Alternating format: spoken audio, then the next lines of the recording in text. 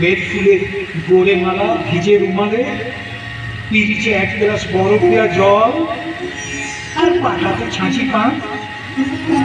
তুমি গা ধুয়ে চুল বেঁধে তৈরি হয়ে বসলে, গায়ে একটা পাতলা চাদর মুড়িয়ে নিয়ে আসতেন জ্যোতি দাদা, বেহালেতে লাগাতেন ছড়ি, আর আমি ধরতাম চড়া সুরে গান।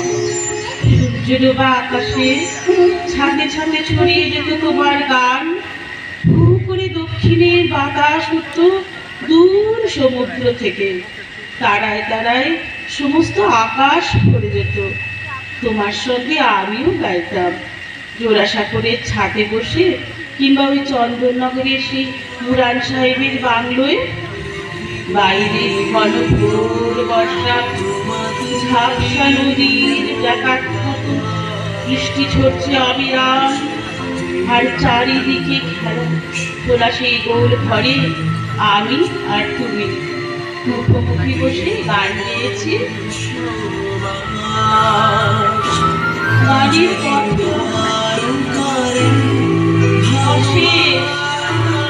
অনন্ত।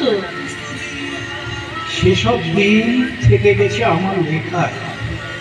আমার বিবিধ প্রসঙ্গ উৎসর্গ করেছিলাম তোমাকে, লিখে দিয়েছিলাম আমার এই লেখার মধ্যে লেখার অভিযোগ। এক লেখা তুমি আমি পড়িব, আর এক লেখা আর সকলে পড়িবে। ঠিক যেমন তোমার রক্তকরবীতে কিশোর বলেছিল, ওই গাছটি থাক আমার একটি গোপন কথার মতো।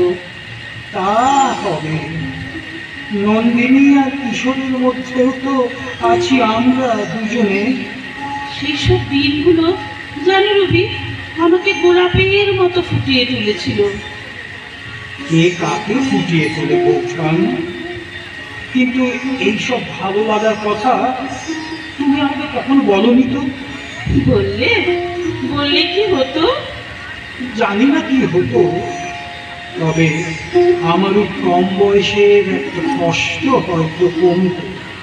তবে বলি শোনো, আমার আমার ভয় হতো তোমার লেখা শুনে। ভয়? কিসের ভয়? মনে হতো এ এক আশ্চর্য গণ্ডি টানা সংসারে একে বেঁধে রাখা যায় না বেশি দিন। পোকার মতো নিন্দে করে তোমার বেঁধে রাখতে চেয়েছি। এত ছেলে মানুষ ছিলাম, ভাবতে পারিনি জোর করে কাউকে বেঁধে রাখা যায় না, নিন্দে করেও যায় না, আর ভালোবাসা দিয়েও যায়।